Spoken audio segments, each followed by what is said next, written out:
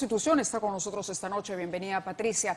Un breve comentario que tenga que hacer de pronto a partir de las imágenes que acabamos de ver, esta reunión en solitario, en un parque, en una banquita. Bueno, claro, una reunión muy sospechosa, ¿no? Y creo que también cuando uno ve estas imágenes se da cuenta del por qué el Congreso está en la situación en la que está, ¿no? ¿Por qué hay tantas sospechas, por qué hay tanta desconfianza y por qué hay tanta desaprobación hacia el Congreso? Obviamente tenemos congresistas que están involucrados en investigaciones de esta naturaleza y en vez de hacer actos transparentes, porque si tiene o puede reunirse o no está impedido de reunirse, lo debería de hacer en un lugar en donde hay absoluta transparencia y que hay registro de visitas y no en un parque. Bueno, fuentes de la Fiscalía han dicho que esto podría tener consecuencias penales para el parlamentario, pero dejemos ese tema ahí. Usted habló del descrédito y del desprestigio del Congreso. Y lo que ha ocurrido esta semana no ha hecho sino contribuir con esta sensación, la incapacidad del Parlamento y de sus integrantes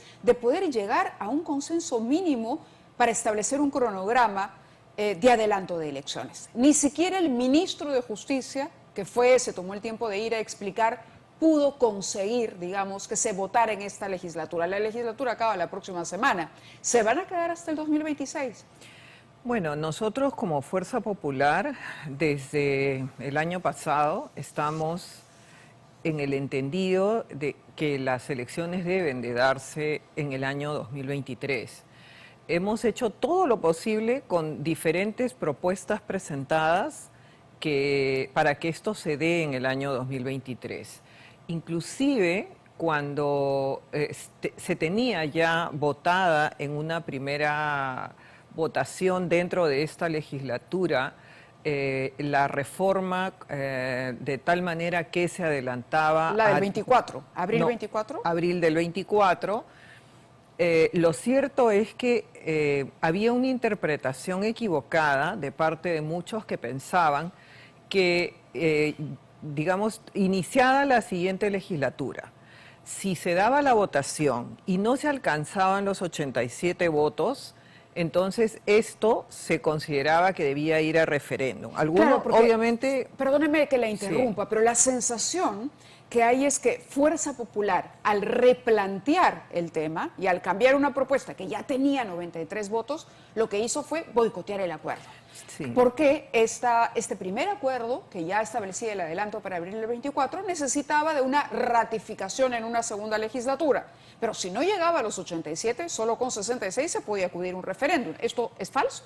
No es así. O sea, hay, digamos, la Constitución establece dos mecanismos, dos legislaturas sucesivas con 87 votos y una primera legislatura con más de 66 votos y luego ir a referéndum. Pero ya tenían una. Sí, pero lo que no prevé la Constitución es que se dé una votación de 87 votos y luego la segunda, así se tenga 10, 20 o 65, se vaya a referéndum, porque o es o lo uno o lo otro. Bueno, pero entonces, igual habían ganado, digamos, avanzado un 50%, se había avanzado, se podía ir, pero y de pronto habían 87. Pero lo que venía a partir del 15 de febrero era la votación siguiente y eso obviamente no iba a alcanzar los votos por lo que vemos ahora y eso era lo que nosotros habíamos previsto como Fuerza Popular y entonces lo que se dijo fue vamos a replantear y vamos a proponer una reconsideración a efectos de que digamos se fuerce para que sea no el 24 sino el 23. Pero entonces, si ya los congresistas se habían comprometido o habían votado 93, era cosa simplemente que se ratificara la votación. Por ahí uno que otro se arrepentía. Pero ¿ustedes sabían que se iban a arrepentir o que no se iba a llegar? Todas las voces que hemos escuchado durante todos estos días, durante estas numerosas votaciones, ya se estaban escuchando en el Congreso. Es decir, entonces, ¿sabían ustedes que no se iban a conseguir los 87 votos en segunda votación? Y entonces, ¿qué ocurría? El 15 de febrero se iba, o el 15 o el 16, el día que se vote, ese proyecto se iba al archivo.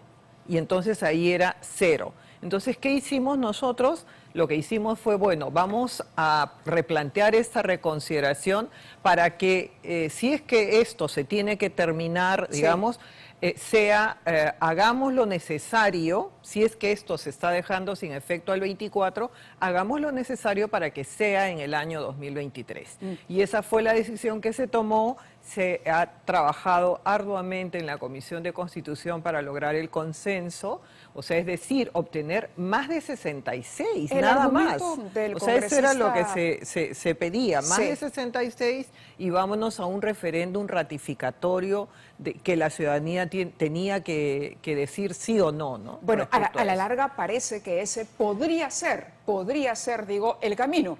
¿Cuál es la situación ahora del proyecto que ha presentado el Poder Ejecutivo? El congresista Cabero ha dicho que hay un tema en el reglamento que impedía que nuevamente se votara por ello, ¿no? Sí. Algo que también ha sido criticado porque venían votando varios proyectos en ese sentido durante la última semana. Votar uno más que el del Ejecutivo, vamos, de cara a la población, no se iba a ver para nada mal, pero prefirieron ser exageradamente reglamentaristas. Nosotros como Fuerza Popular hemos votado a favor de que se pueda ver nuevamente este proyecto. El reglamento también del Congreso lo que señala es que tiene que haber una mayoría, o sea, la mitad más uno de congresistas integrantes, en este caso la Comisión de Constitución, que son 25, que somos 25, tenía que alcanzarse esa votación, y entonces, porque efectivamente dentro de la misma legislatura no se puede ver de nuevo un proyecto con similares características. Entonces, en este caso se sometió a votación y no alcanzó. Nosotros votamos para que se pudiera ver. O sea, los 5 votos de Fuerza Popular están ahí. ¿Quiénes no se quieren ir, Patricia? Si le pregunto así, directamente, a ver, ¿cuáles son las bancadas que no se quieren ir y que están boicoteando el consenso? A ver, hay diversos argumentos. Muchos de ellos, por ejemplo, van en el sentido que el que, digamos, este Congreso se vaya significa que no tenemos la certeza, al no hacer las reformas, de que pudiera venir, digamos, un Congreso diferente, que no sea más de lo mismo. Exactamente, o sea, yo eso es lo que creo. Digamos, te hablo de parte de los argumentos que tienen muchos de los congresistas, por ejemplo, el congresista Cueto y el congresista Montoya y su grupo político.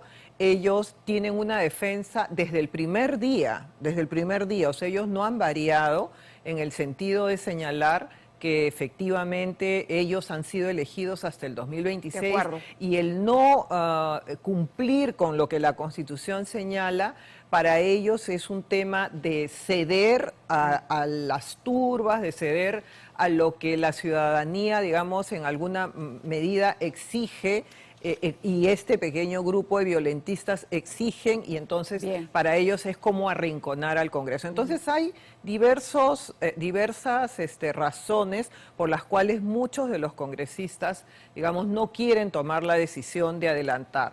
O sea, creo que tenemos que intentar nuevamente, apenas se inicie, digamos, la siguiente legislatura, y ver cómo podemos llegar a un consenso para que de repente ya no sea en este diciembre del 23, pero que sea inmediatamente comenzado el siguiente año, ¿no? Muy bien, congresista, le agradezco que haya estado con nosotros. Está clarísima la posición y estaremos muy pendientes de lo que haga el Congreso en la decisión del adelanto de las elecciones. Gracias a Patricia Juárez por estar con nosotros.